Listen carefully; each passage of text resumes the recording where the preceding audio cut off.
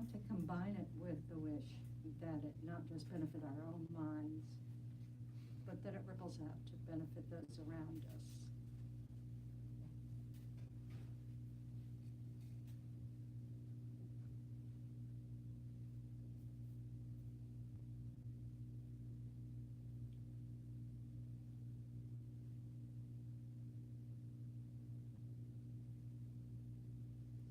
So we can think about how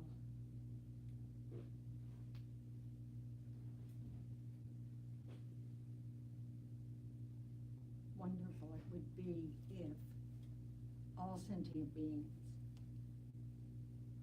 had happiness and the causes of happiness. And how wonderful it would be if all sentient beings were free from suffering and the causes of suffering.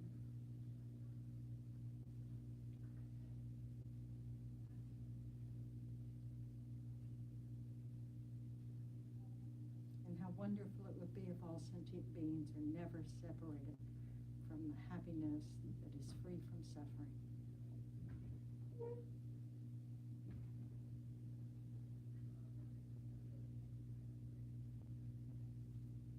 And how wonderful it would be if all beings were to abide in equanimity, free from attachment for friends and hatred for enemies.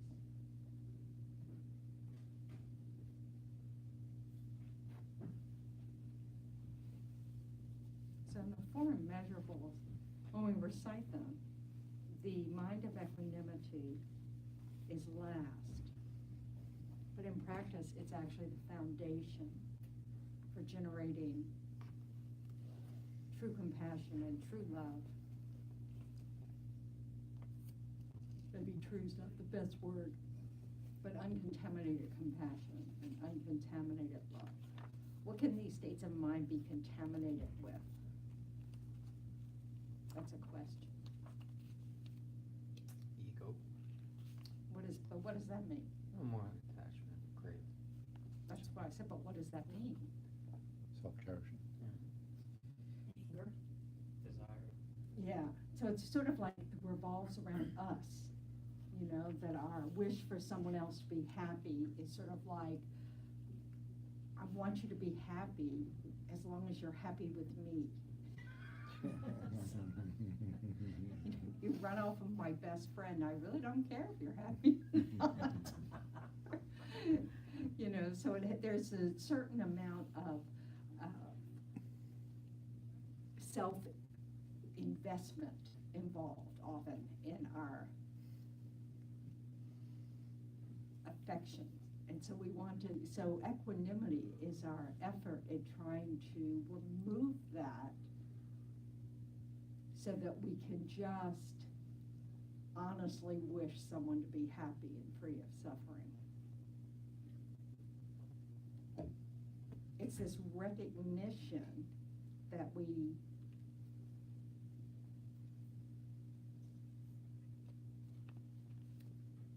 don't, well, I'm not sure it's a recognition. What's important to keep in mind is to keep checking up with what's going on with our thoughts, with our heart, to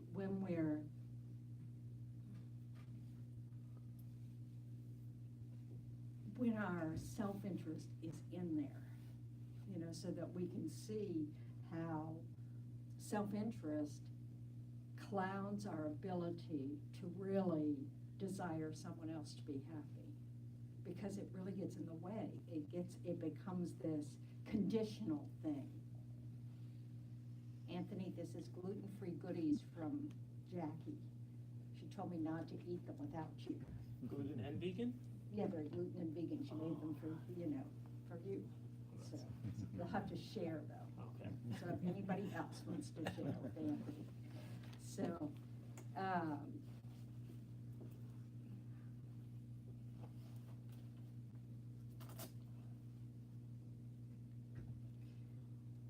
being able to tease out where our self-interest is can be tricky because we really do rationalize our thinking. You know, we just constantly think, that, oh, it's really for you. It's really, I'm doing it, like, it's really easy to see with parents, it's for your own good, It has nothing to do with me. It's all about you. And then you realize that,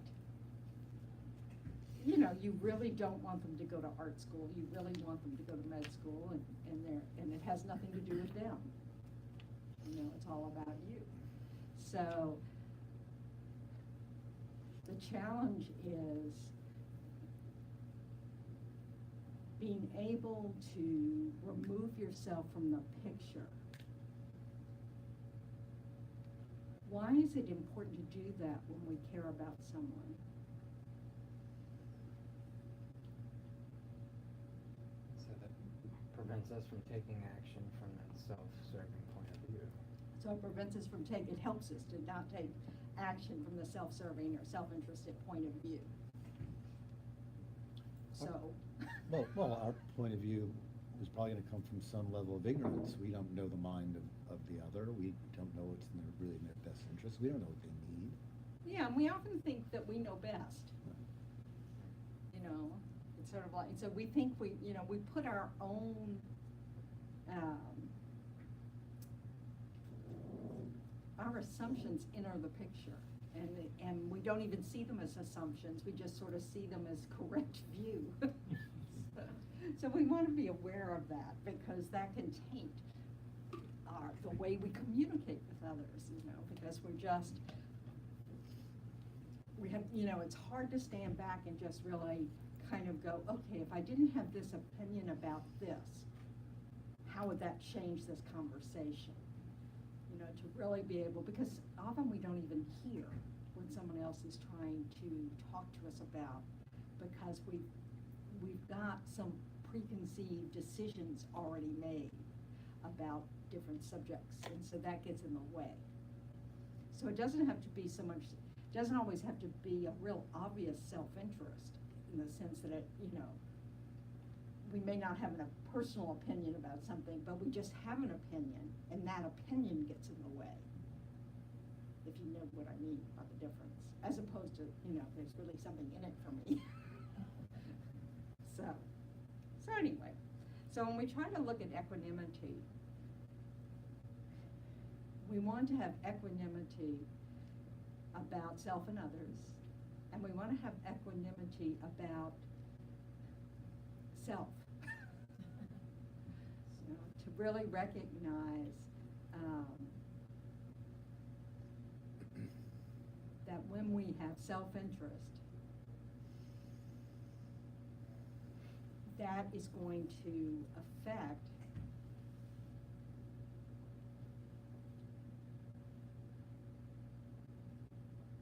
all our interactions.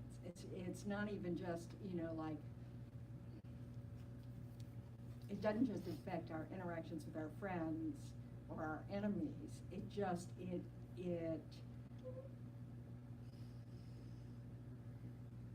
don't know how to explain this.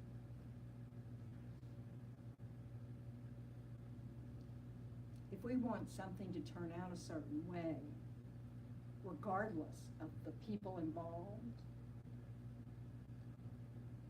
that's going to influence the interaction.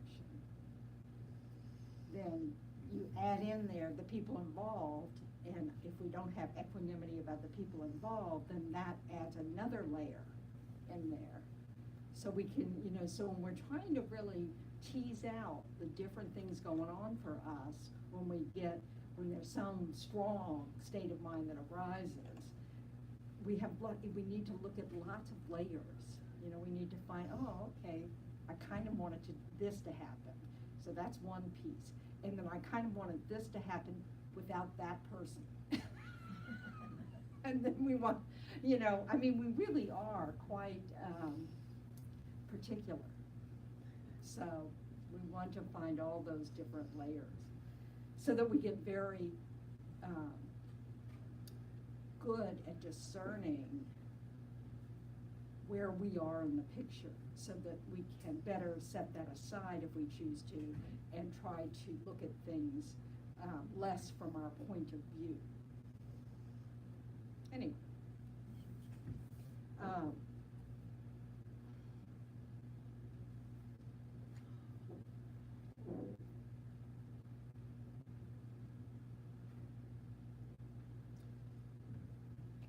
So exchanging self and other, what's that about? It's about taking on others' pain and giving them joy. But, okay, that's right, It's part but of- what are we exchanging? Perspective. Mhm. Mhm. For what? To make them feel better, We're, to want them to feel better. are we exchanging the object of our cherishing from ourselves to others? Right.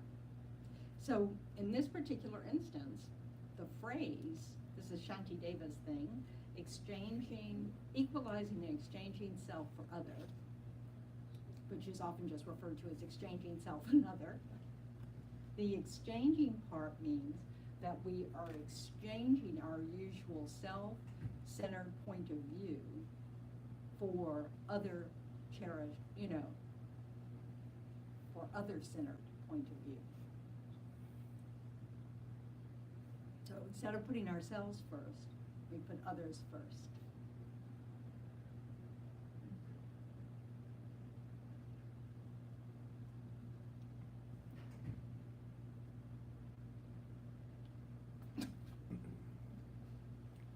So, I had just suggested that we would be ignorant of another's point of view.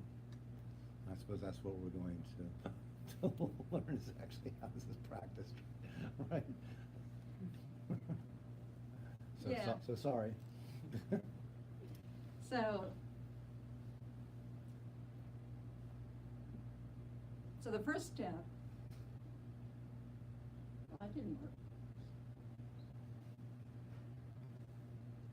It's not behaving. There it is. Is the equanimity.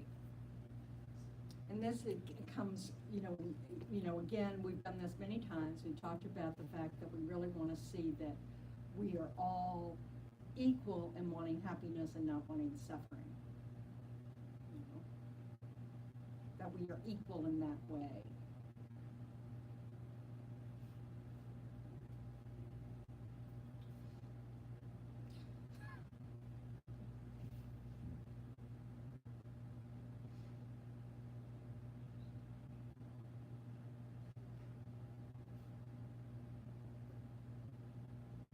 And that we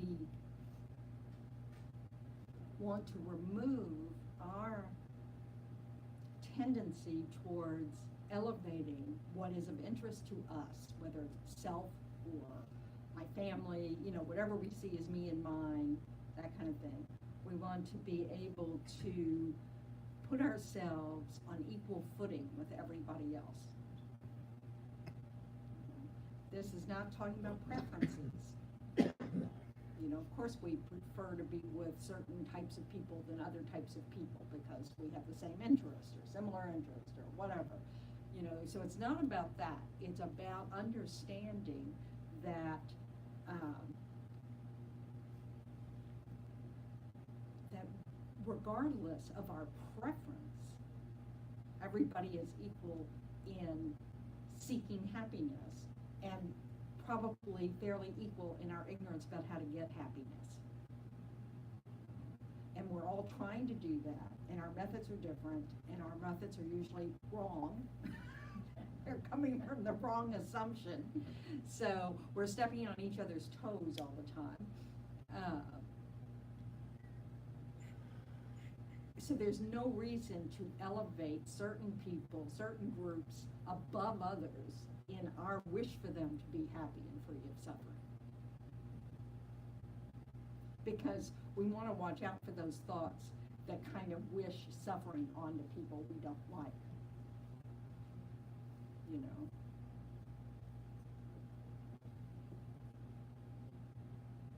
Because that practice is a mind we want to abandon. Where do suffering and happiness come from, according to Buddhism? Ignorance. that's where suffering mostly comes from. But our experience, I'm sorry, Doesn't fit our minds. in what way do our minds have an influence on our suffering and our happiness? Self-cherishing. Your We karma. drive our actions, and then we create karma for whether negative or pleasant or unpleasant things to happen in the future. Okay, so let's get it as simple as possible. What's the cause of happiness? Loving kindness for others, wishing best for others. Positive past actions of Oh. body, speech, and mind. What causes suffering? Negative. Negative. Negative actions, past actions of body, speech, and mind. So if we practice the mind that wishes someone else to suffer, what's going to be the result of that? Suffering for me. We will suffer in the future. So it's a very actual, like, very simple explanation for cause and effect in the world of experience. So we know all about cause and effect in the world of matter. You know, we understand, you know, how crops grow. We understand how, you know, all the different things that have to happen for our car to start. I mean, we may not understand it, but we know there's a cause and effect thing going on, right? So we know that, you know, when we drop something out the window, it you know, crashes into the ground, you know, things like that. So, unless we're in space, and then it doesn't do the same thing. But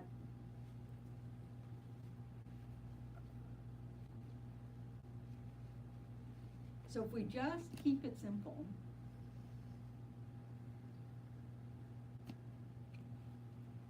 then we understand the importance, or at least we're, you know, looking into perhaps the importance of just the way we think about things in terms of whether or not they're leading us to happiness or they're leading us to suffering.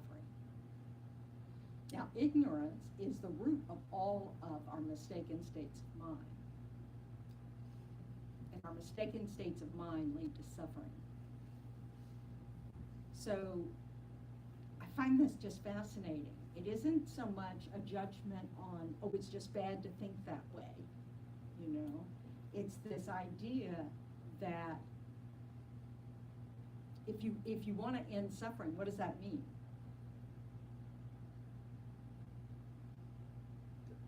I would say that you have some insight that it can be done. To stop creating the causes of You have to suffering. stop creating the causes for suffering, and so what do you have to stop? Stop wishing negative things upon others. Negative action. Well, that's just one example. It's your habit energy. Of what? Of- Oh, you've got habit energy of compassion. You want to give that up? No. Okay. So it's not just habit energy. It's those negative actions of body, speech, and mind habits we want to abandon, okay? So we need to know what those negatives, you know, we need to understand what that is. So according to Buddhism, it's what arises from this misunderstanding of how we exist. We think that there's something about the self that is really important to our happiness. And the Buddha said, no, not really. Everybody's a self. You know, in one way you can look at it, the Buddhism say, absolutely, the self is the most important for happiness. It's just not yourself alone. It's everybody's self. You know, we need to cherish everybody's self in order to become happy.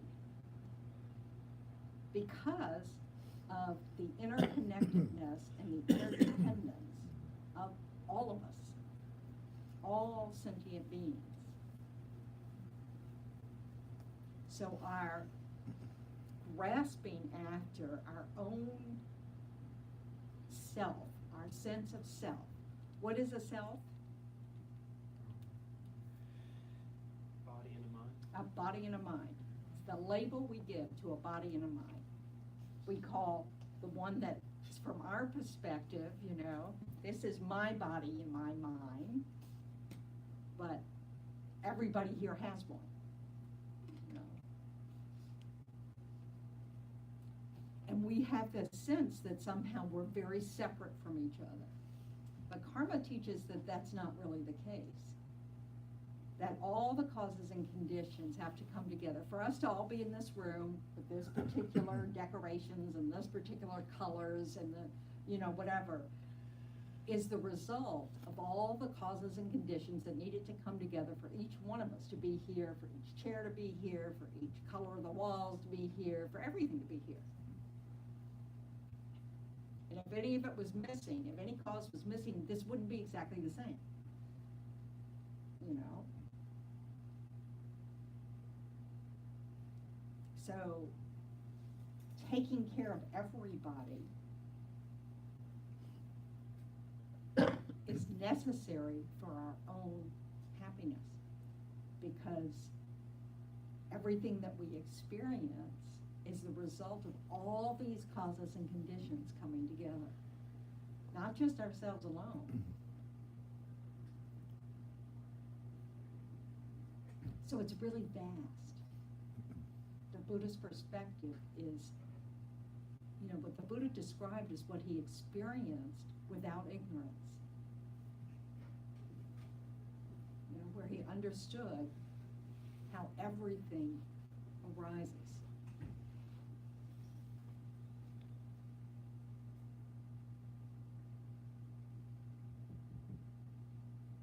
And we have this very, very narrow view.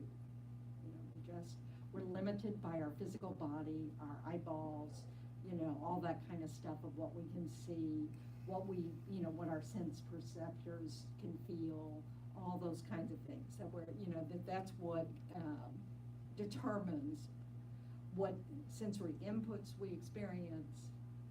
And then we have our mind, and it has its preconceptions, it has all these kind of things, and those are all influences to our experience. And one of the main ones that we've been practicing since beginningless time is this idea that there is this self separate from everybody else. And that self has to be guarded and protected in order to survive, in order to be happy, in order to, you know, reduce our suffering. And the Buddha's coming around and saying, guess what, we got it backwards. That the real way to protect ourselves is to, you know, throw open the doors and embrace everybody and cherish all beings.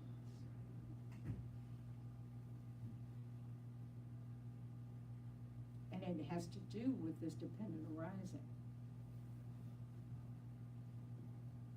And I think the simplest way to look at it is this idea of how world peace can only exist if every being on the world is at peace. That you cannot have it if there's any being that's not at peace. Now, why would that be?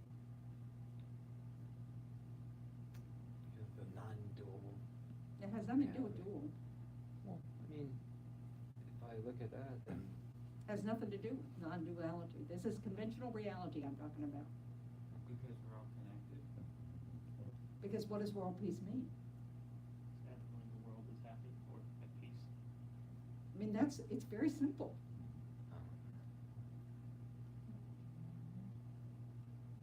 You know? Instead of our narrow view that usually means world peace means my people aren't at war.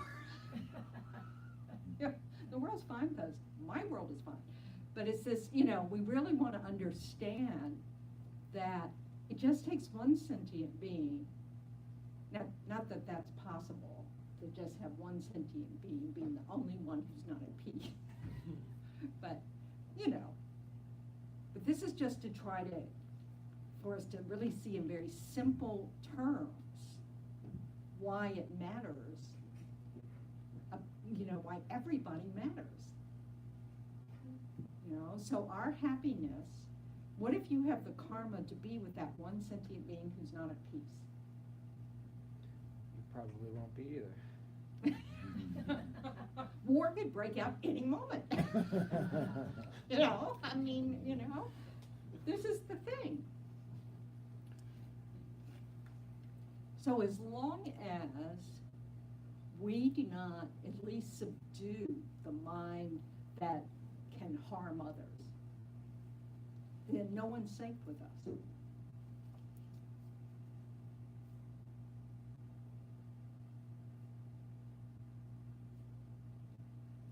know, we have the idea that we could never be that person who, you know, loses it and does something terribly violent to someone else. But is it true? Or is it just that we haven't met those conditions?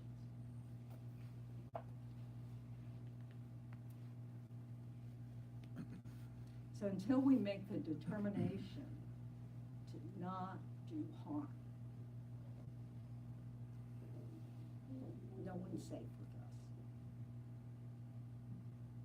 And if you look at beginningless time, so if everybody, I mean, this is the argument that, you know, that if we've existed since beginningless time, then everybody, every sentient being at some time or another has been our mother, our father, our child, our friend, our enemy, our stranger, and it just keeps changing.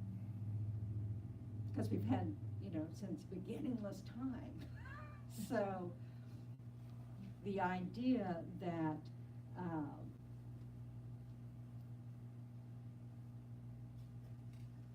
there's any foundation to be kind with everybody, you know, towards everybody, is based on this idea that everybody's been kind to you in some life. Maybe not this one.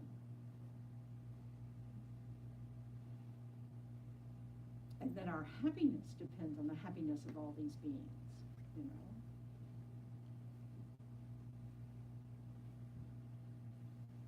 But it has to come from our side. It's like we have to make the decision that I will do no harm, even if harm is done to me.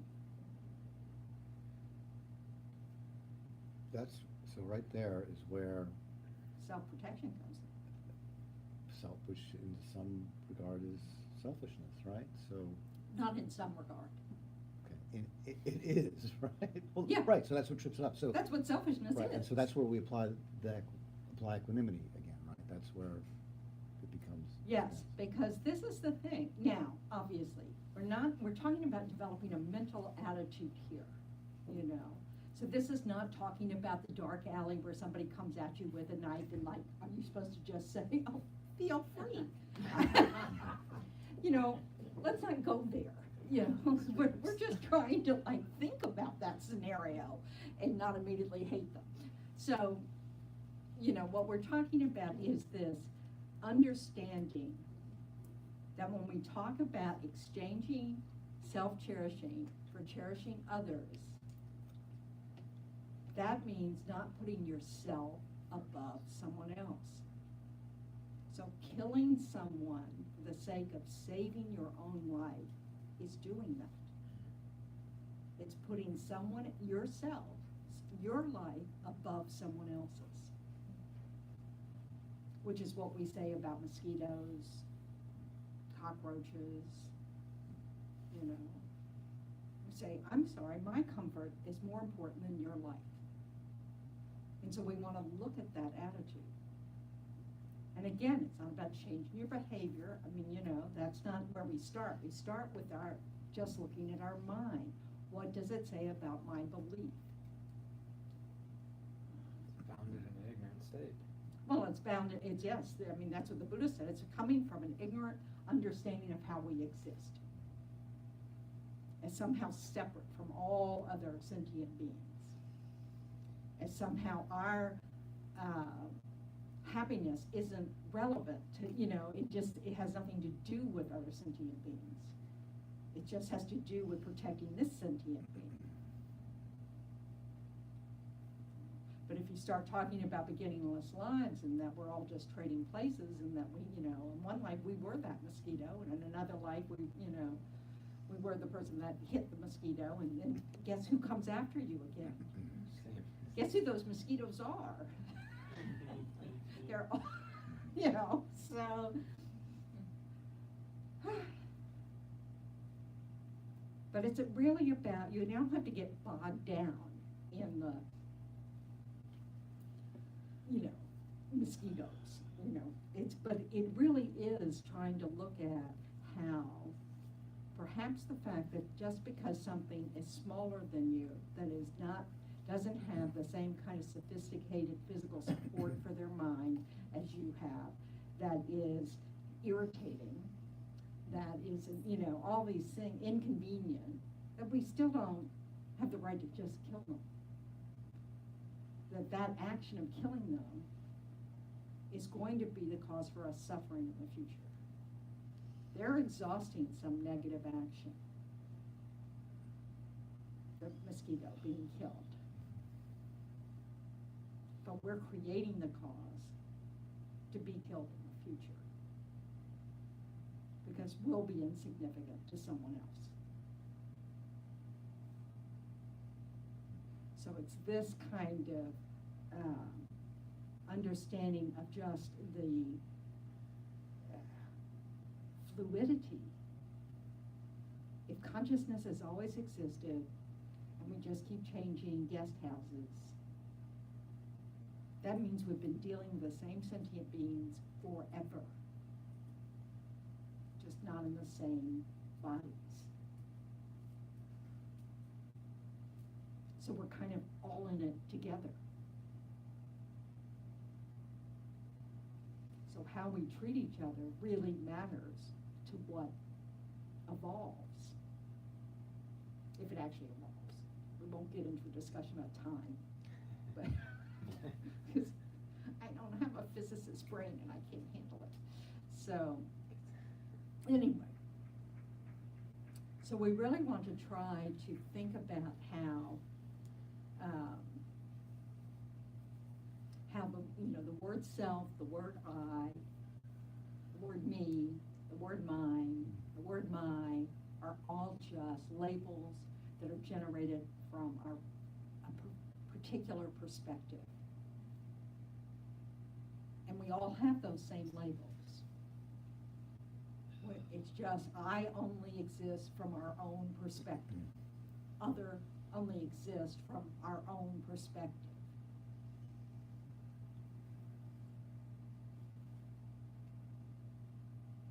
And that self and others are not the same as the distinction between chair and table.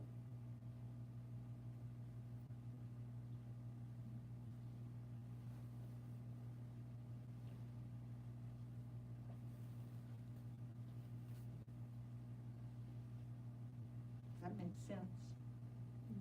So trying to think about these things, you know, so like when we, you know, like as you're driving to work, you know, and you're stuck at a stoplight or whatever, and you look around the people around you, recognizing, oh, all these people in their cars driving to work are not different in the same way that chairs and tables are different. It's really just a whole bunch of selves driving to work or driving wherever. So we can kind of keep trying to reduce our sense of separation, that somehow we are completely different in the way that a chair and table are different, or in the way that color, you know, yellow and blue are different. Can you perhaps elaborate a little bit? So one of the things I love in Thich Nhat Hanh's teachings is you know, the concept of there can be no left without a right, right? So That's in the relative world, yeah. in the relative world, okay. So yes, I mean, the reason we have labels like me and you is because it's convenient. Right. But all it means is that, you know, yourself is not myself. And ultimately, I think what he's getting at in those examples is interbeingness, Well, but you don't even have to go Go that there, far. okay, all right. It's really just that it's just a point of view. There's absolutely no difference. You've got a body and mind over there, you got a body and mind over there, body and mind over there, and their body and mind's in this room probably that we can't see, and we might not be delighted if we saw them, you know? But that our sense that somehow the word you puts you in a whole different category of thing is self-grasping. It's this way of putting ourselves somehow, you know, like, it's very important for me to hold on to this self is somehow more important than you. Because after all, who else is going to hold it that important?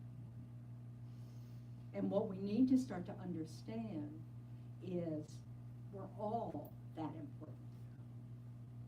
That our happiness depends on us all being happy.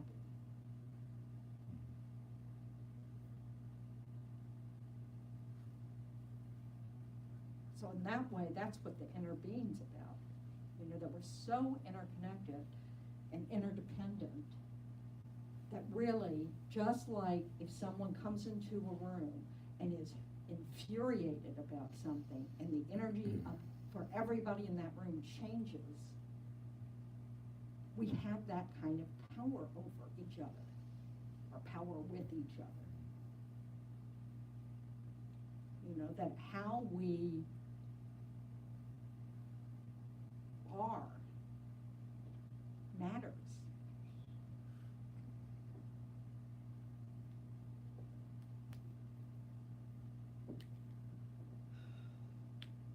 So we really want to understand that the importance we give to our viewpoint is misguided. That we elevate, you know, we really, because we really do think that, oh, but if I really need to take care of me and mine.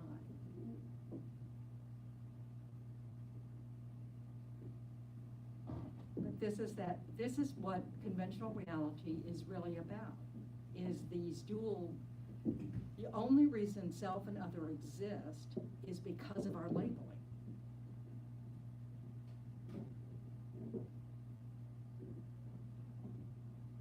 It's just a point of view.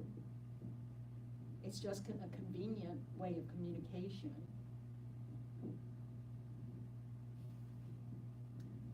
We're not independent in the way we think we're independent. We're independent in the sense that my mind stream is not your mind stream. I have a different history. You have a different history. But is my history independent of yours? Not if we're in the same room. They intersect. They interdepend. And in the same way that we kind of, when we think about, like, you know, my family, and somehow when we do that, every member of that family sort of becomes one. You know, don't talk that way about my mother, my father, my brother, my sister, because we've now made them all one. Yep. Do you think it's safe to say that, especially with the family, we just extend the ego with them? Well, yeah, but again, I don't like using words like ego because they have a Western psychology meaning that's not necessarily accurate in Buddhism. So it depends on what you bring to that word. We need a healthy sense of self. We need to, you know, have confidence. We need to have all this thing. But what we don't need is the superimposed, we don't need these things that are really about viewpoint. We superimpose on top of these labels like self and other, somehow extra bits that don't exist at all. You know, like I'm important and you're not. That has no foundation. So equally as guilty the person who agreed with that. So if I agreed with you, Yeah, it doesn't matter. Yeah. It's irrelevant. Mhm. It's incorrect. right. So self and other exists because of discrimination between, it's that recognition of these two things. But why do we see two things?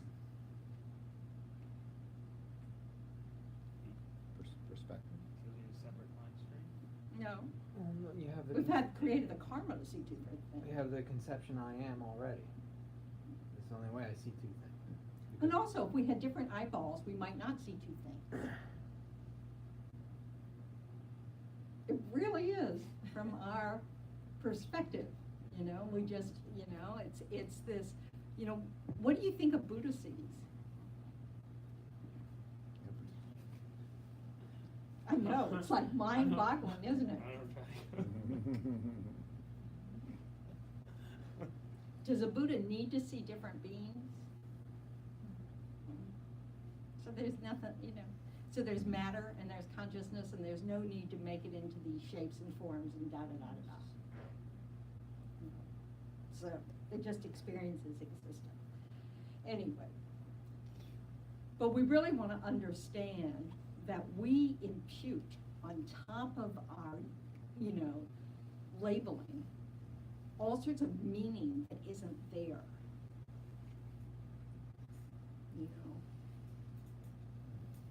We create a false sense of separateness. So much so that our very experience of the world is very separate. It's so much so that our world is getting further away from other worlds. I mean, we just keep expanding the universe. What we want to try to start to see is that since we're impermanent, that our bodies and mind are momentary. They arise and disintegrate moment by moment. Not the way we experience it, which is gross impermanence. We know we all fall apart. We know that belongings all fall apart. But we actually are impermanent in fractions of moments. And we can't see that. We have persistence of vision. We can't see the fact that we're not solid like we appear to be. We're just, this is just a function of what we're able to detect. Whereas we have instruments now that can see all sorts of things we can't see.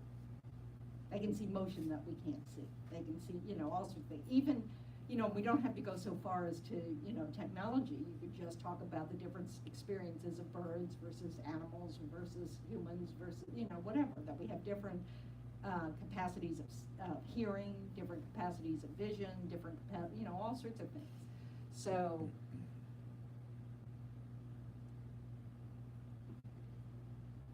and these are all arising in every moment.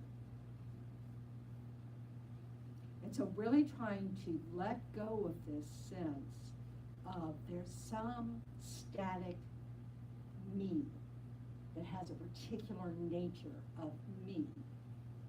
The more we can loosen our grip on that idea and start to understand just how fluid it all is, the less our self-grasping influences how we interact with others. So one way to do that is to start recognizing that one of the, it's like we can call every moment of our continuum except the present moment as other. So all those past moments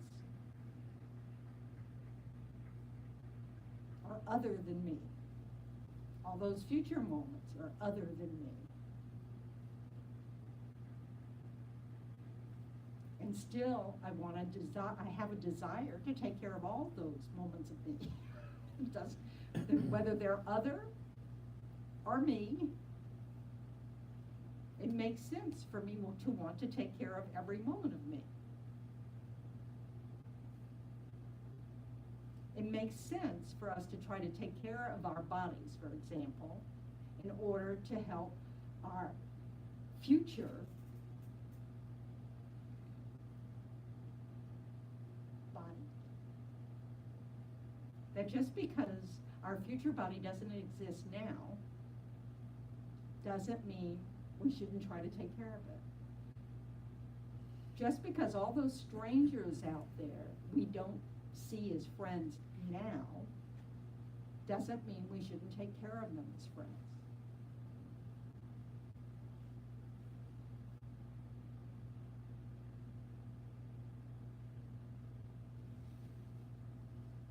Trying to let go of this sense of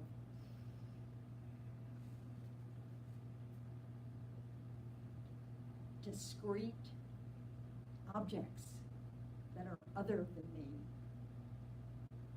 especially when you're talking about sentient beings, can help us cherish others.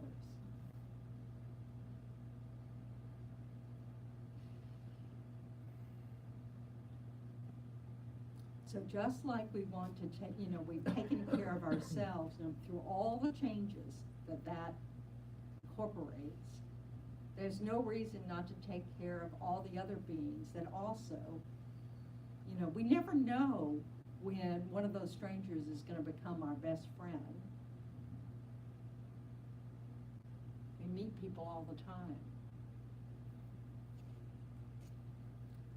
So recognizing, we want to go deeper than just intellectually getting it. Oh, yeah.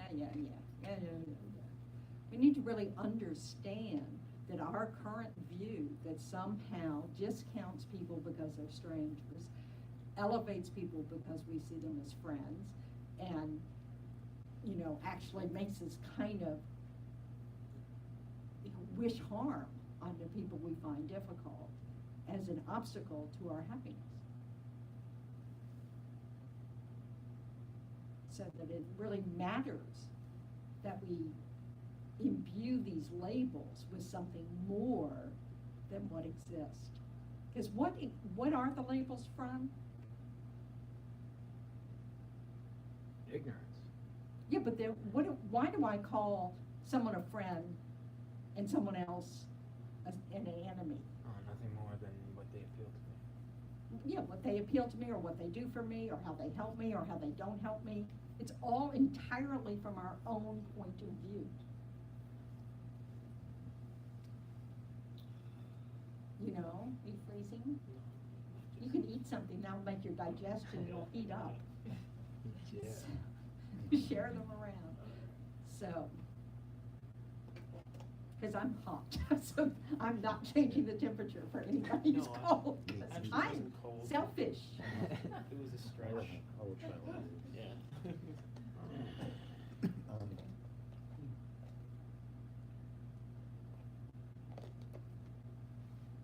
Thank you, Venerable Temple. I wanted to say something else, but I can't seem to articulate it.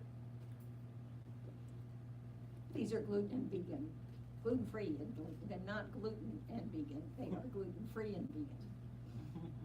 Are they any good? Yeah, okay. So this is I think where I'm going.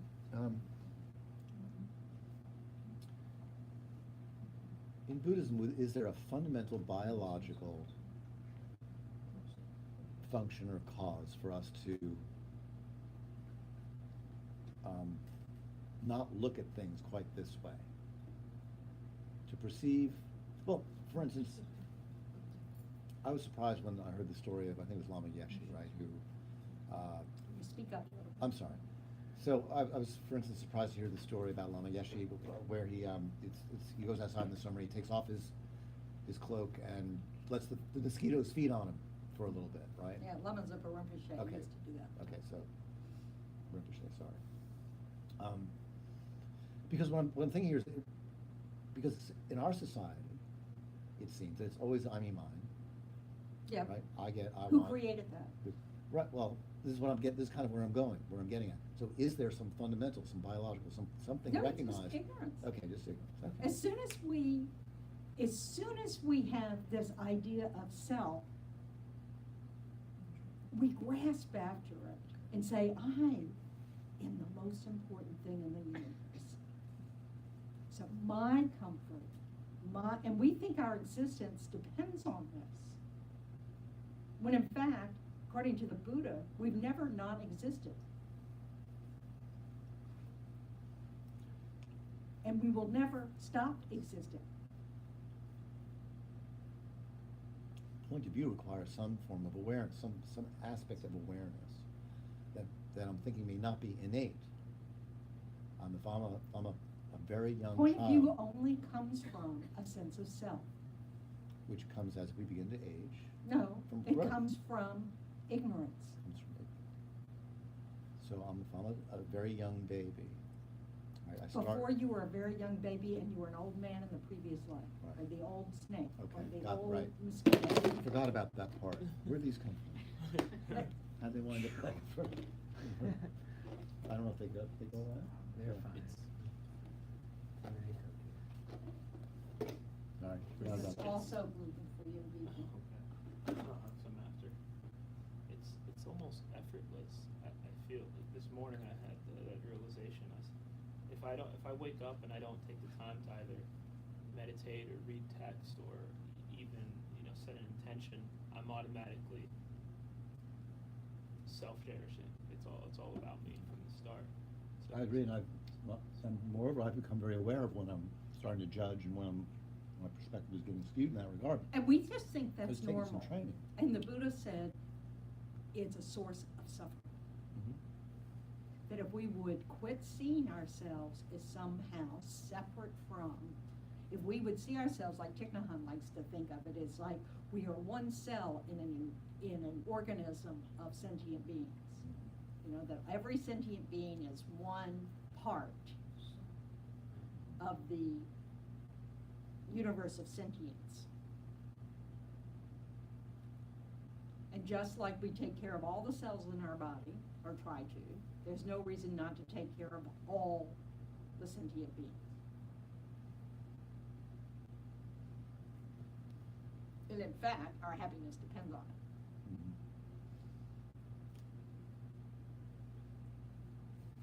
We just go from labels. Things appear to us as if they exist inherently. And so we think that, oh, this self isn't just a label, it's a fact. Yeah. It's this, and we imbue it. I'm not just any old self, I'm this important self with these characteristics, except on bad days, and then I'm this real jerk with these characteristics, and then on, really good days, oh, I'm this brilliant person, with all these characteristics.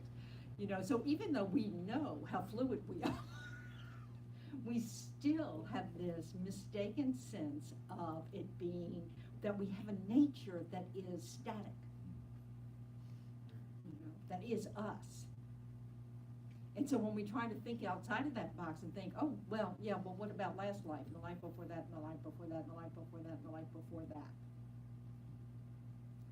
What we carry from life to life are our habits of mind.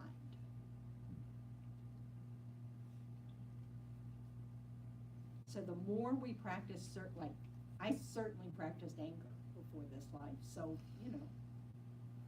that came really easily to me. I also practiced a great deal of compassion, and that also came easily to me. But I also clearly grasped a lot of the self, so who I was compassionate about was very, very dependent. So, and I was certainly one of the key people. Self-compassion. Yeah. Well, but not true self-compassion. You see, this is the problem.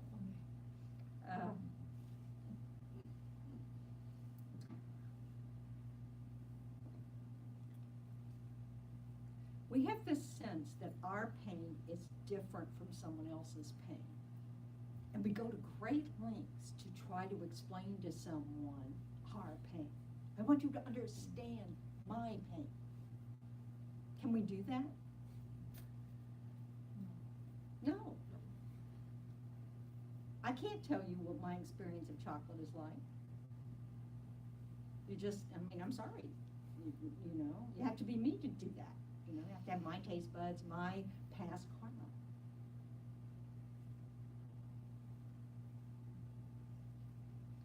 This desire for someone else to know your pain, your specific, is this grasping at a self? Is this somehow this belief that my pain is different from your pain?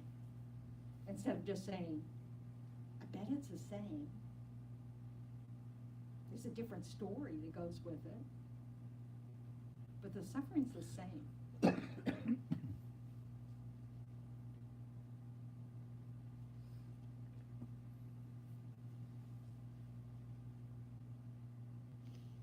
that making any sense?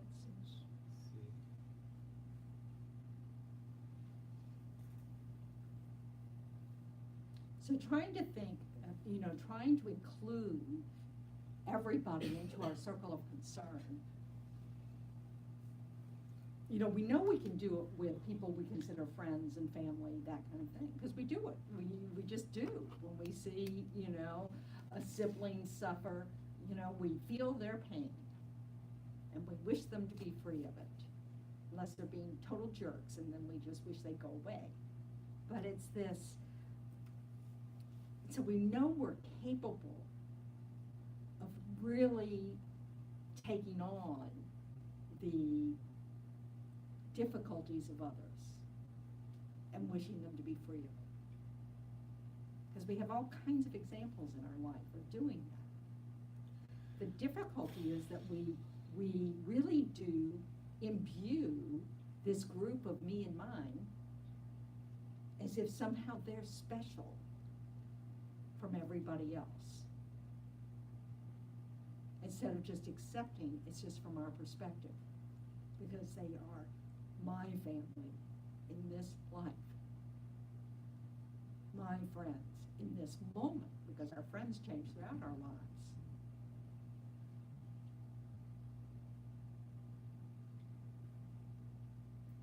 And this is where it helps to really look at how even our bodies aren't ours.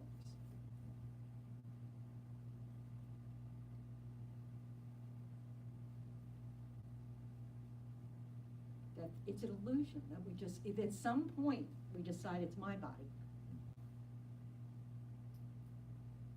we have whole legal departments trying to figure it out. You know? But the point is, it's more fluid than that. All the elements of our body come from where? Stars. The Big Bang. And of course, according to His Holiness, where did the Big Bang come from? The previous Big Bang.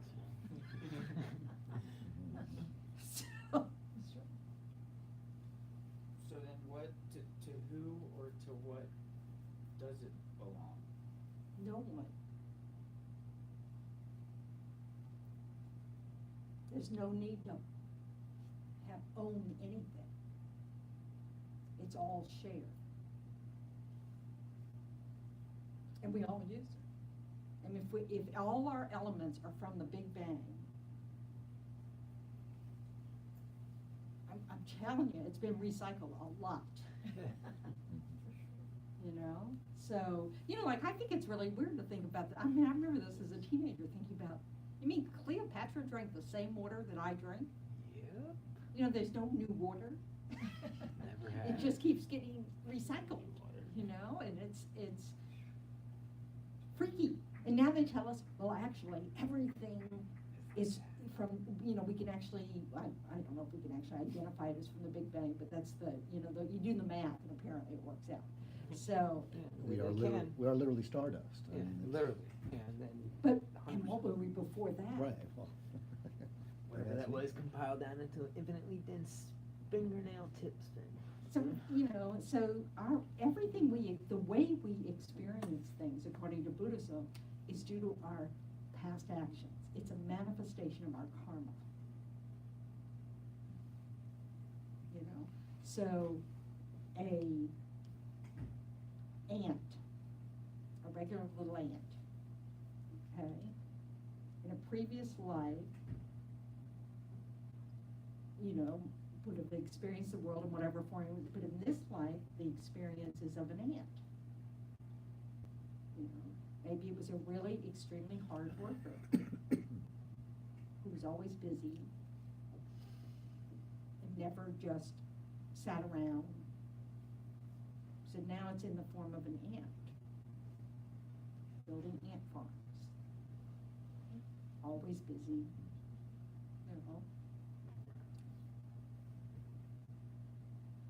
But its world, it's, the fact that it's born in that kind of body just has to do with, the state of mind at the time of death, according to Buddhism. And eventually its ant karma will run out, because you really don't create, you don't have an opportunity to practice like human beings get to practice as an ant, or at least not to our knowledge. Because we have the capacity, because of our brain, the physical support for our mind, to be able to be self-reflective, to recognize that we have choices. We don't just operate on habit. Whereas ants just follow habit. We call it instinct. Buddhism would just call it habit.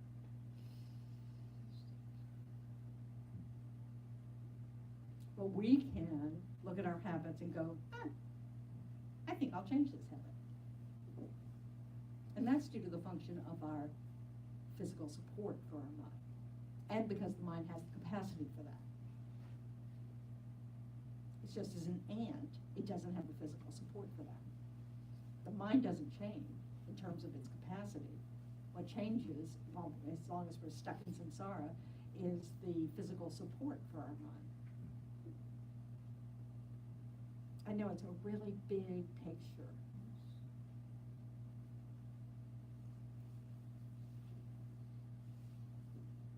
So we really want to start looking at ourselves as part of everything. So every piece of food we've ever eaten became part of our bodies.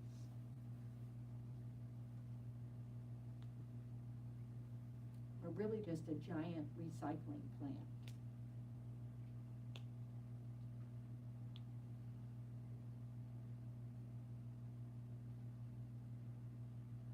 And then we're all gifts from others.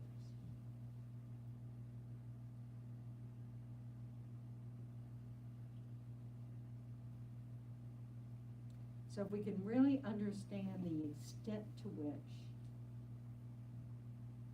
we are interdependent. I mean, we are so interdependent. The more we can reflect on that and not just keep insisting on separateness, the more we can enlarge our circle of concern. That it really does matter the conditions of the farmers, the condition of the planet, so the food has nutritional value or whatever. That all these things are interrelated.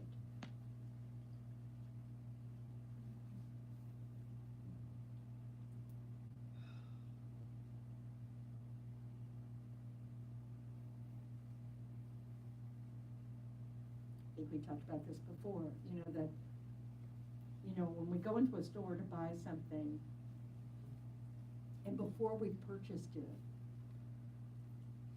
if the display case falls down and everything in it, breaks, we're kind of like, oh well, we'll go to another store, whatever, no big deal. But if we've bought the thing, and we're on the way out of the store, and we drop it and it breaks, what happens? It's mine.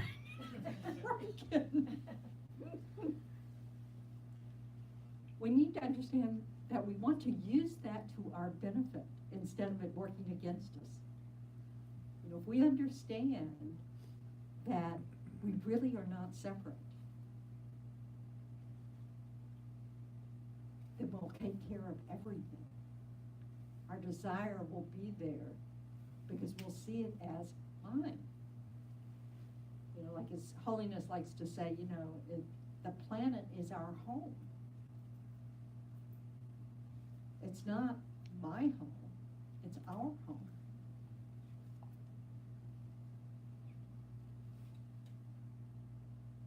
So it's this, these are just simple ways that if we just look at how things actually are, not the way our language makes it seem to be, or the way things appear to be, because we go out and we buy food, so then it becomes our food, and then if somebody steals it from us, then we can say you stole from me, all this kind of stuff. But it's just that's all just this superficial approach. We really understand that, obviously, the only reason that food is ever stolen is because people don't feel like they have what they need. So they steal things in order to have the means to get what they need. So if we took care of everyone, that would not happen. I remember growing up in a big city and never having to lock the door. That same city, I wouldn't dream of doing that now. But we need to understand that if you want the world to be a safer place, a kinder place, we have to watch our actions. We want to respect the possessions of others. We need to understand how interdependent we are. That just because we have more money doesn't give us more rights. That it's not in our interest to think that way. So the more we can encourage ourselves to understand this interdependence, to really recognize that every aspect of what we use during the day, what we need, all that stuff is dependent upon the efforts of thousands of beings. And you think about life after life after life, there's no being that hasn't been beneficial for you. It's just not possible.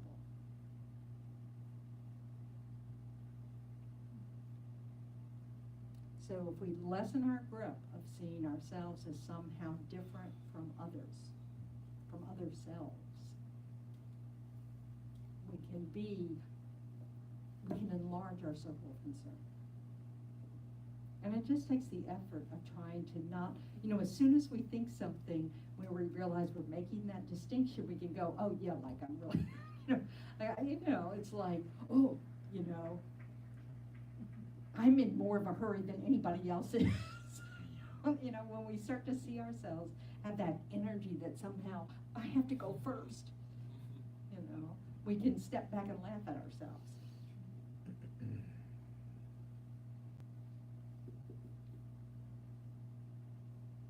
It's just lessening this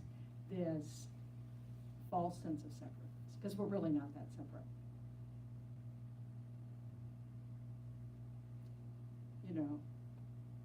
And you can see it in little ways. When you go to a foreign country and all of a sudden you're very patriotic because someone's insulting your country, and it's like, I'm sorry, Americans really aren't like that. All of a sudden your group of mine becomes this huge, continent. I went to Australia for a while, and one of the first things someone said to me was something about, who was the president? I don't know, it was somebody that somebody didn't like. And they just, really laid in, I think it was even past history, maybe it was Vietnam or something. And, you just want to go, I promise we're not all like that. It's just, it's weird though, to have that state of mind arise, and you realize, oh my goodness, look at me. Mine. I'll never forget, it happened to me in a restaurant in Italy, and an Italian guy hears me speaking English, and he says, American, cowboy George Bush. Oh, it probably was George Bush. Cowboy. That's exactly cowboy right here, but, you know. Oh, I went to France when I was like 16. I spent the summer with a French family, and the father, like agreed to do this kind of thing at all was because he was in World War II, and so he had a great appreciation for the help that Americans, that he perceived that Americans gave in World War II, so whatever. But his experience in the war was that Americans put sugar on everything. And boy, did he get the right American. So I must have gained 20 pounds that summer. French pastries, really delicious.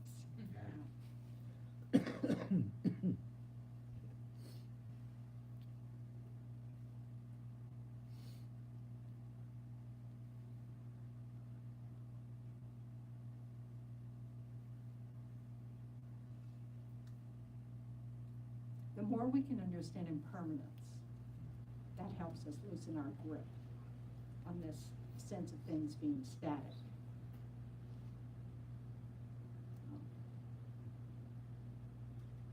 Things change constantly.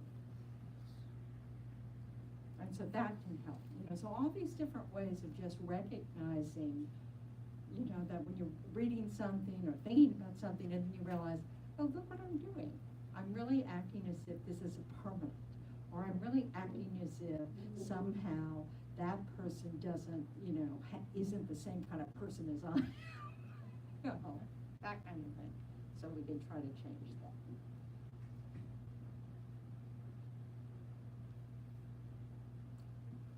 We just really want to try to keep,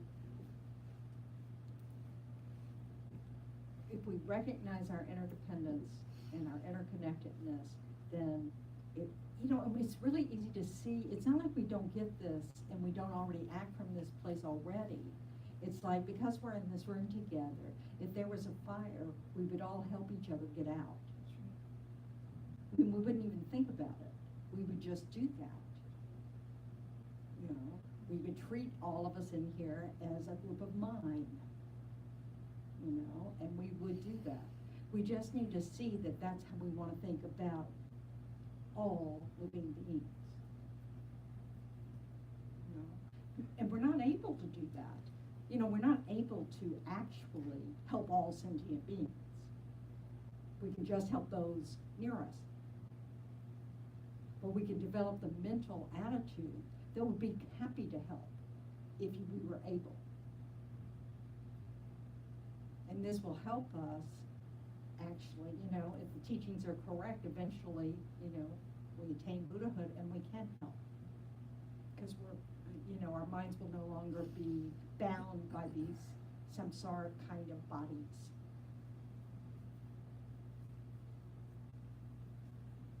So just for a totally different view, this is one of my favorite research things. I did a research study with rats to see if a rat would help out another rat who was stuck in a cage, an unpleasant cage. And of course, the answer is yes.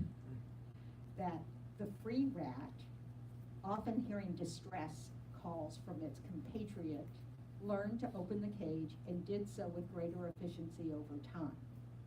So one rat would free the other rat from its cage.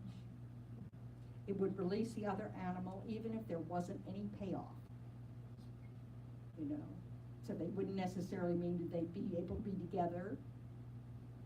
There was not necessarily any food offered. They also discovered that if they were given some sort of treat for it, the rat would save a portion for the other rat. Buddha nature. Yeah, it says Buddha nature. Even the rat. Because a rat is just a mind and a body. And that body just doesn't look like ours. But that's not the case every lifetime.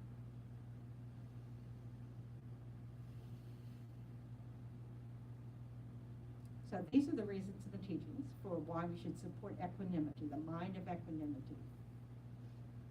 is that we all equally want happiness and we equally want to be free from suffering. Just as we wouldn't favor, I don't know where I got the one street person, let me think about what that meant, over another in terms of wanting them to be happy. I think it's probably one stranger over another in terms of wanting them to be happy. Why favor ourselves over all other sentient beings, wanting us to be happy first and others later? You know, if we were just asked, and we weren't talking about our friends or our enemies, just a group of strangers, we wouldn't make these discriminations. We'd just say, oh yes, you know.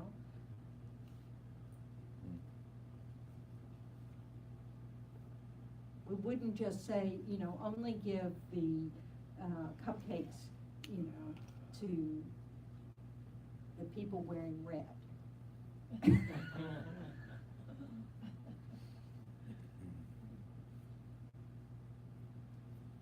There's really no reason, there's no foundation to think one person's suffering is more important than another's.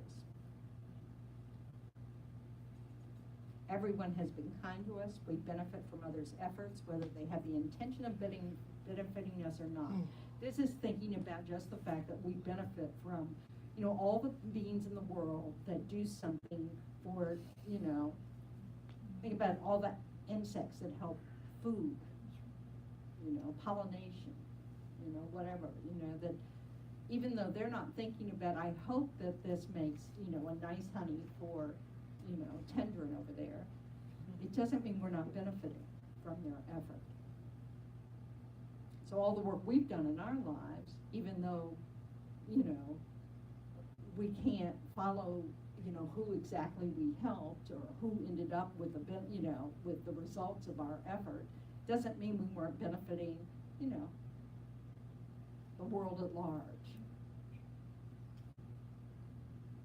If you take into account this possibility that we've had, you know, since beginningless time, we just keep repeating lives, that at some point or another, everybody was our friend, you know, everybody has been kind to us. And since we're all gonna die, what's the point of holding on to animosity? You know, what good does that do us?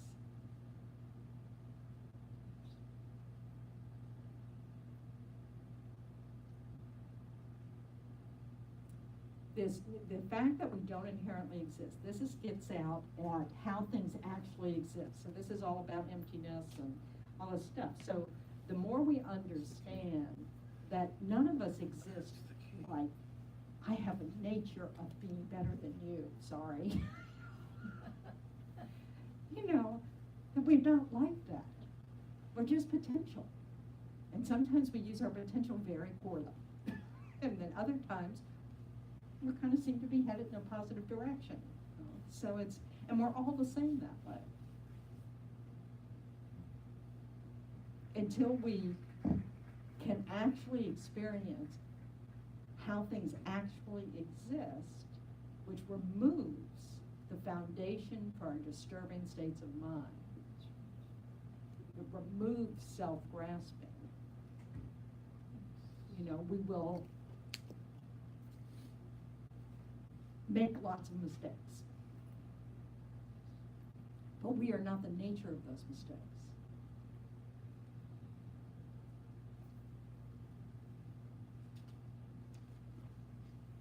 All it means to say when we don't inherently exist is just this idea that we are merely a body and mind. And it's impermanent, it changes, it is of nature, by nature pure. Because the good news is that in spite of all our mistakes, that does not damage our minds. It is possible to quit making those mistakes. And, you know, we'll have the full capacity of mind.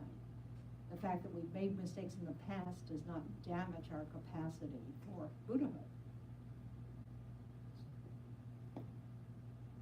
Because we are not fixed or static.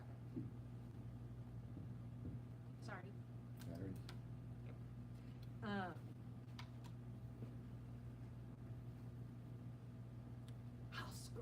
just for you. Anyway. Thank you. Thank you.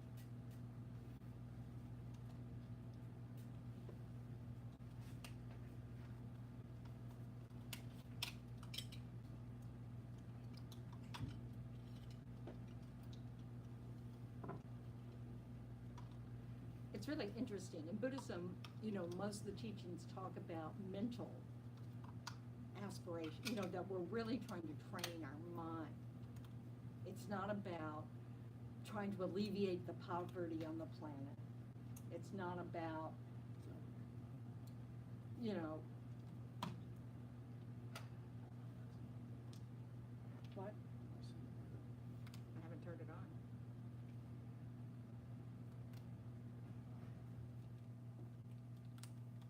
I don't turn it on until I get it on. Anyway.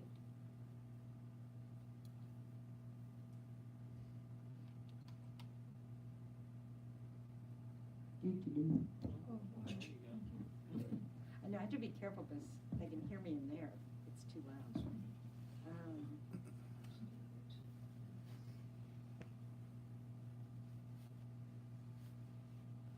Really trying to understand what cause and effect means in terms of everything.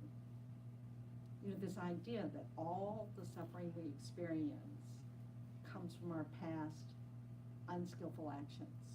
All the pleasure that we experience comes from our past skillful actions. So literally, the world is a manifestation of our karma.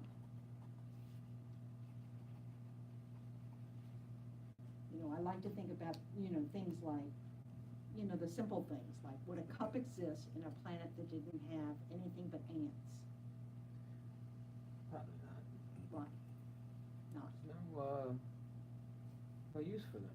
They There's don't- no use yeah. for them. The fact that, you know, we have bodies with these kind of things and that we need liquids is why we have cups, because we create, you know, we create the cause for it. We need them. Buddhists don't need them. So if there's nothing but enlightened beings, I bet cups won't exist either.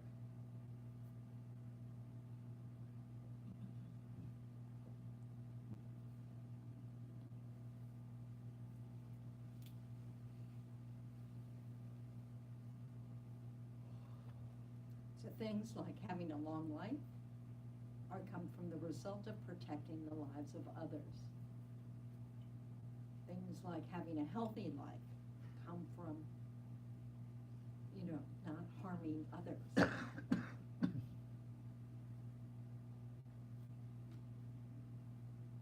The fact that our lives are pretty much a mixture of things, you know, comes from the fact that we're a mixture of things.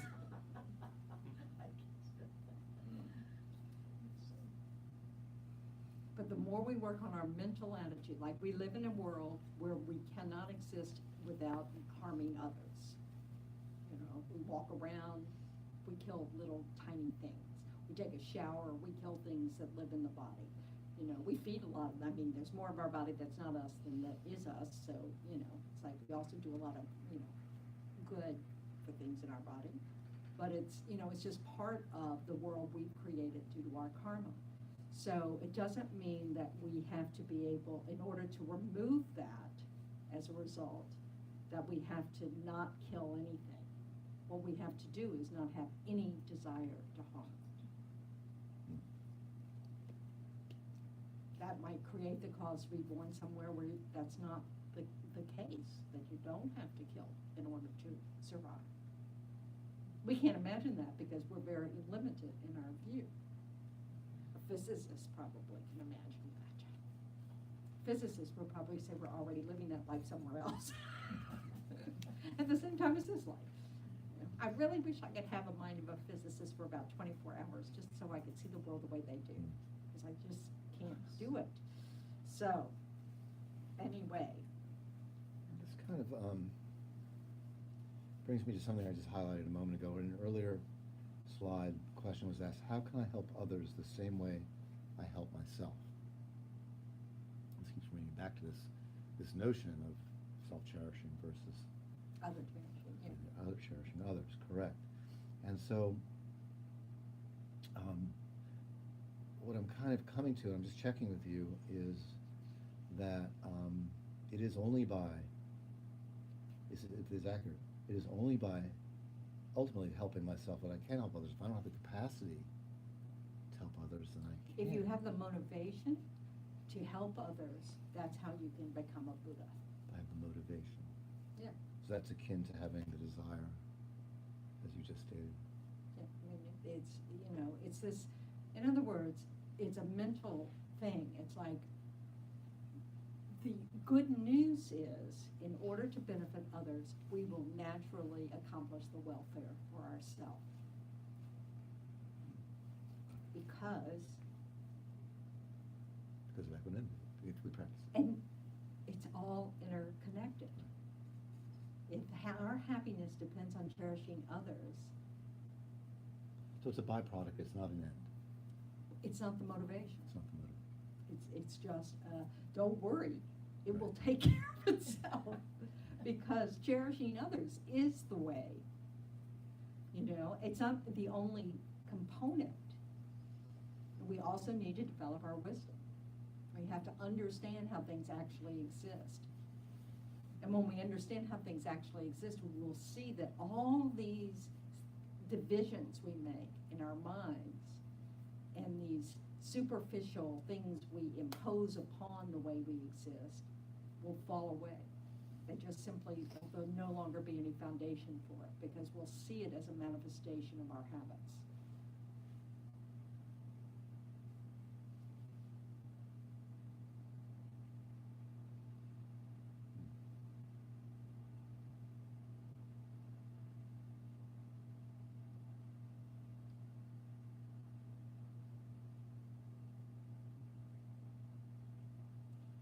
So I spend a lot of time on equanimity because it is the foundation.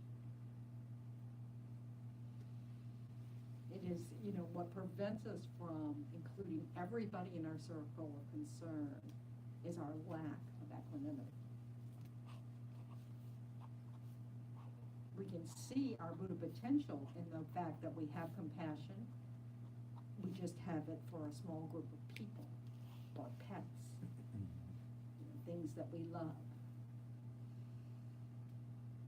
But it's interesting. It's, you know, like I said, you know, if there was a fire in this building, all of a sudden everybody in this building would be part of that group of mind. This is about our Buddha potential. I mean, that's just, you know, the fact that we, you know, it's really our instinct, our habit is to help each other. And a lot of it's just proximity. Just because you're in the same room with me makes you part of my group.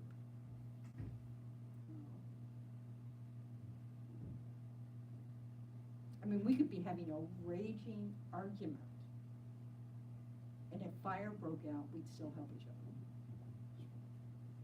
That says a lot about what our, you know, when we let go of our self-cherishing, how we consider ourselves all part of the same team, so to speak. Well, everybody's afraid of the second one. They have to. Yeah. You know, like if we see there's, you know, this is the trouble with self-grasping, because we see it in situations like crowded stadiums or crowded nightclub. You know, because you don't see, you know, because you want to make sure you get out and your friends get out and all that kind of stuff, if you don't see it possible for everybody to get out, you may, you know, have self-preservation, that instinct that just says, I am the most important person here, so I'm getting out whether you get out or not. Too bad for you, you know? So,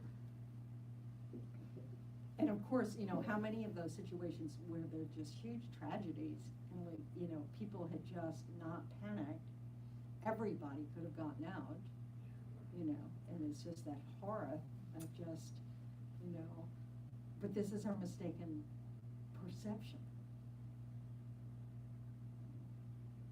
And our disturbing emotion arises from that.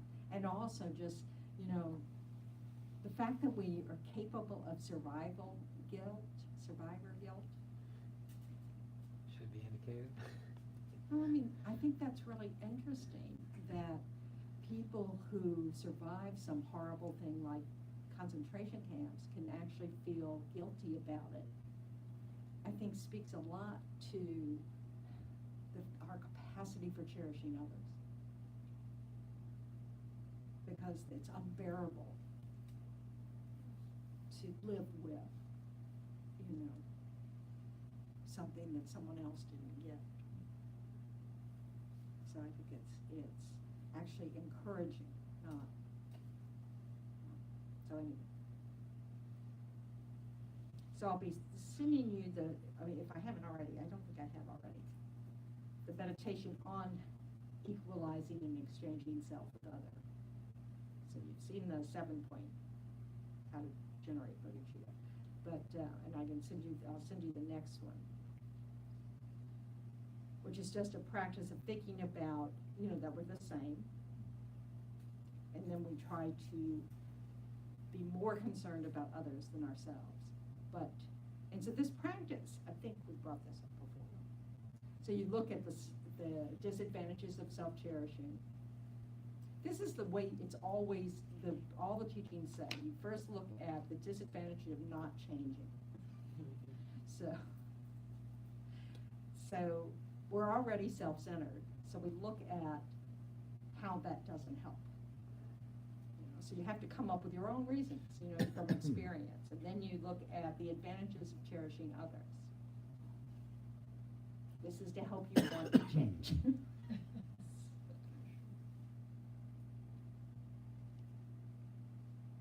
And it really is, because by taking care of others, you take care of yourself. It's a total win-win situation.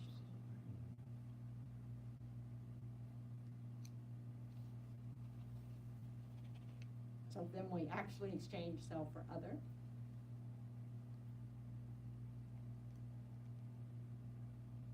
And we can, this is where it's very helpful to start looking at the way we think. To really see how we put ourselves first, or our thoughts of, in any situation, our first thought may be about ourselves.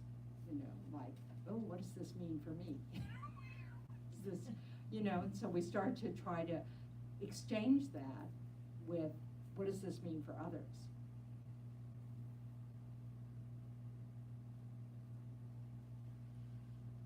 And then the practice of exchanging self for others, we actually start with ourselves. We think about, when we have problems, what are our habits? How we want to get rid of the problem, how we want to be separated from the problem. And we need to understand that that's how everybody feels. So then we can know, we can put ourselves in their shoes.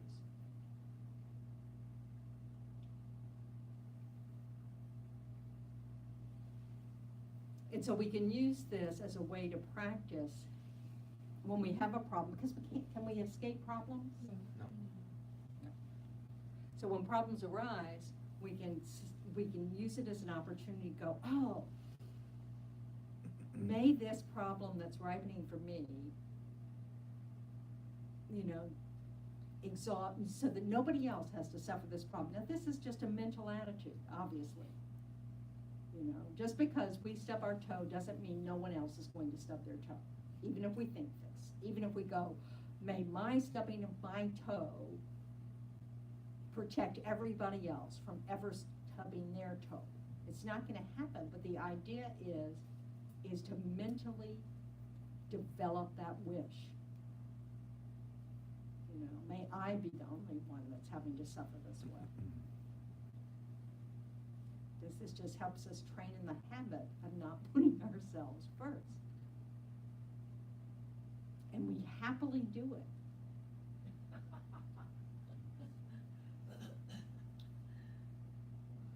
So we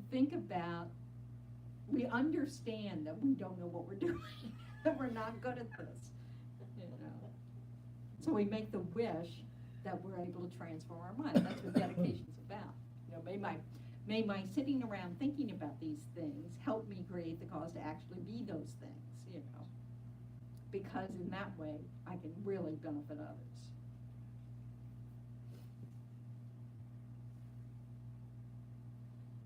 So Tonglen is the result of this practice, that then you want to take on others' suffering and give others happiness.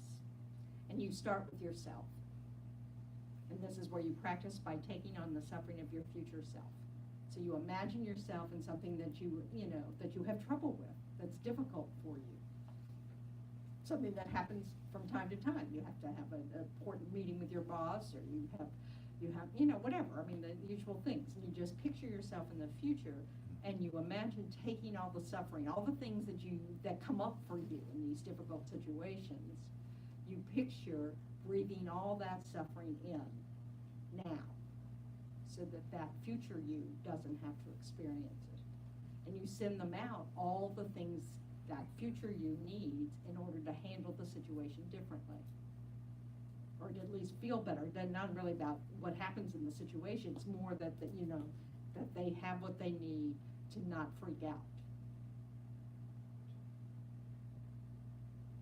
And we can think of them as they, meaning other, because it's not you now. To just start that practice that it doesn't matter that it's not you now. It's okay to help others, even if it's a future you. I've tried that numerous times. Every day for like a year? No. Okay, come back to me when you Okay. have. Fair. What comes up for you? No, it actually it feels painful bringing in that. Yes. Oh my goodness. Poor you. Well, it's almost, well, yeah, since I can't take it, No, you don't want to take I don't want to. You can take it. it. It hadn't killed you yet. No, but I stop. We want to look at that Okay, as if we don't suffer already. right. You know, this is a practice, not an actual thing. Yeah. You know, so we want to look at, oh my goodness, I can't even mentally take on the suffering of others without thinking about me. I think it's bad. What about the ones who are actually experiencing that suffering? You know, I don't even want to think about taking that on. It's really, you know, we really want to look at it, you know, because it's kind of funny. So we, It is. it's kind of like, okay, it shows you how much fear we have, you know, so it's worth looking at. You know, so we can understand that just because we're afraid doesn't mean it's actually harming us. We can let go of the fear because we're not being harmed.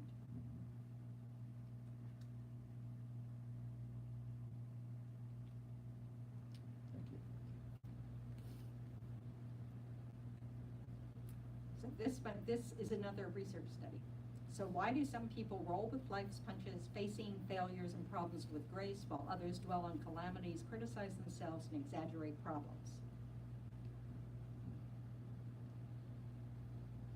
So one research study seemed to indicate that it's the lack of, you know, the people who are able to roll with things have more self-compassion.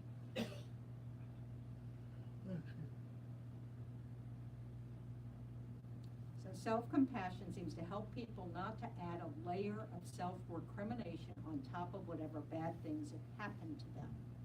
If people learn only to feel better about themselves but continue to beat themselves up when they fail or make mistakes, they will be unable to cope non-defensively with their difficulties. These were the three components that this study looked at. So self-compassion involves self-kindness, being kind and understanding towards oneself rather than self-critical. Common humanity, viewing one's negative experiences as a normal part of the human condition. Mindful acceptance, having mindful equanimity rather than over-identifying with painful thoughts and feelings. This is that sense of, I'm not the only one that has this experience. You know? It's like what I was talking about when my mom died, and I was like 27, so I was so shocked at how much it felt like someone was literally reaching through my chest and pulling my heart out. Mm. And I was not close to my mother. Mm. So it was a shock on many levels. But I kept thinking, how do people survive this? I was so shocked that people, and finally it's just, you wake up one day and realize, because you just keep living. It's not a choice that you survive it. It just doesn't actually kill you, you know? But it was really just such a shock to think that, oh my God, this is what people feel like when they lose someone close to them. And it happens every day, around the world, all the time, constantly, and people live through this. I just couldn't believe it. It made everything else seem, like minuscule for about 6 months, and then, But it's interesting. So when we over-identify, we kind of get put upon. We're taking it on as somehow it's mine. Instead of just, it just is. And everybody feels this way. We all experience this.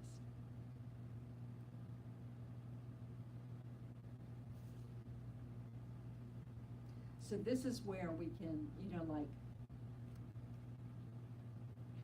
I know I talked about it a lot, we need to be able to sit with our suffering. We need to be able to sit with the truth of our suffering. And then have compassion for ourselves. Be kind to ourselves about it.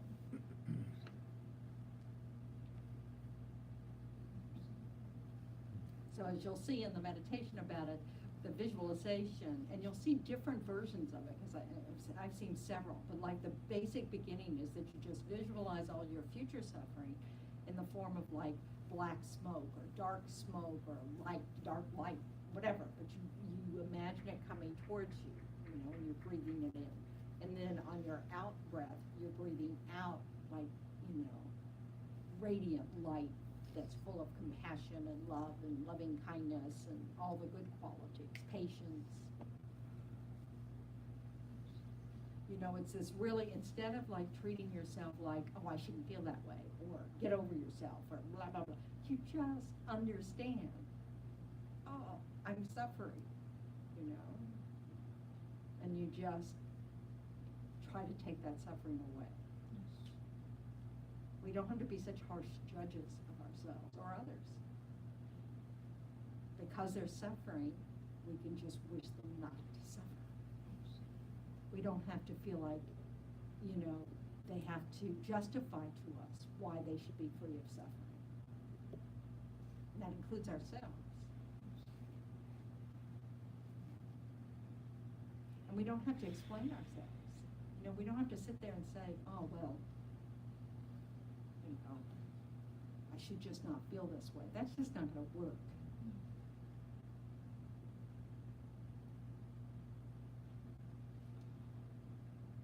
And then as we get good at that, then we can start trying to take on the sufferings of our loved ones. So we start with people who are close to us, people who we already have this inclination towards, and then we keep growing it out. Then maybe strangers, and we save our enemies for last. We want some sense of success first. It's like, I'm sure I've shared with you that, when I was at Thich Nhat Hanh, when I was at Plum Village, I guess it was then that, I don't know what it was. I think it was when the war in Iraq, I don't know, something was coming up. And Ty said, I want you to write a love letter to the president, showing all your appreciation for taking one of the hardest jobs in the world on, and just explain to you why you think this decision's a bad one.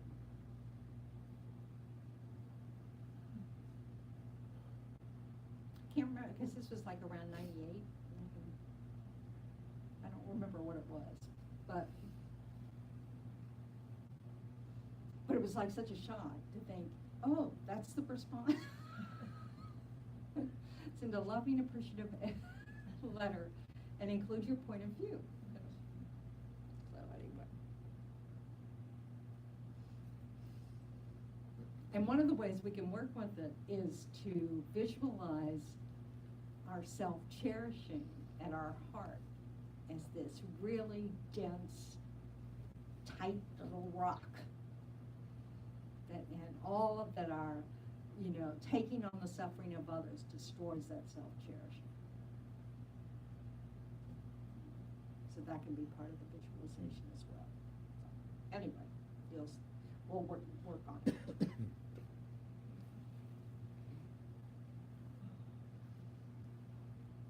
So this is part of, you know, like our, if you ever come to puja, you know, it's this is what's talked about when we say, "O venerable, compassionate Guru, bless me. May all my sufferings, negative actions, and obscurations of all beings who were once my mothers ripen upon me now without exception. And may I give all my happiness and virtue to others, and may all beings have happiness."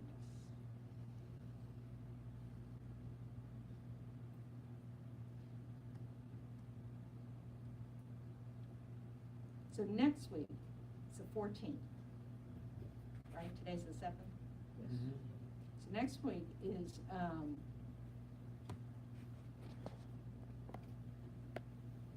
Medicine Buddha Puja. They're done at certain times, you know, it's all about, you know, like new moon, full moon, those kind of days, you know, so it's determined by the Tibetan calendar. So we don't have a choice what days we hold them. I mean, obviously we have a choice. We choose to follow the instructions of our teachers. So anyway, it falls on next Thursday. So the first hour of our class will be that puja, because we want to learn how to cherish others. And Medicine Buddha practice is a Tibetan, you know, it's part of the Tibetan style of Buddhism of how you pray for others.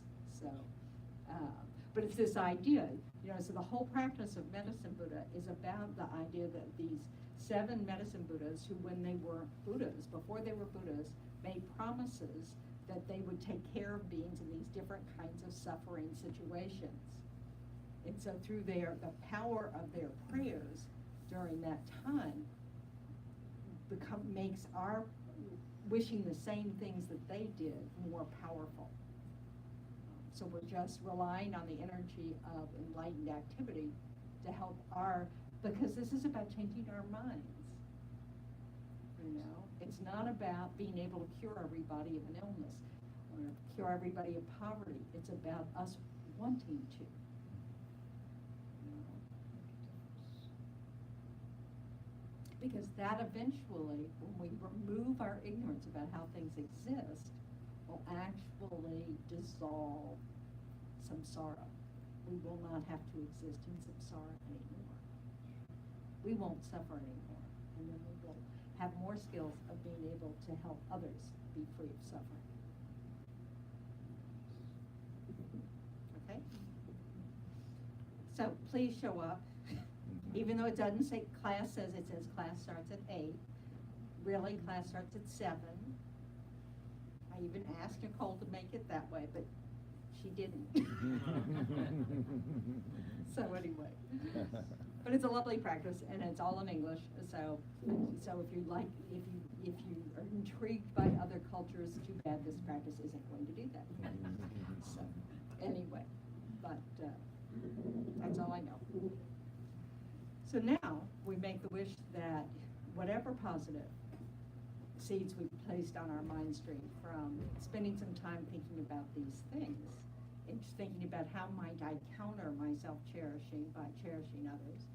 These are the kinds of things that the Buddha said really rip our habits to shreds. It really helps us let go of grasping on to a separate, independent self and help us recognize our interdependence, our interconnectedness, our sameness. So we want whatever positive seeds, whatever positive potentials to ripen to benefit others. So we want to share them. We want to give them to the ocean of all the positive potential, positive seeds for the great enlightenment of all sentient beings. Everyone will be free of suffering and have lasting happiness. Irreversibly. So thank you very much for your efforts. Thank you very much, Sandra. Instead of positive intention to get home safely, all that good stuff.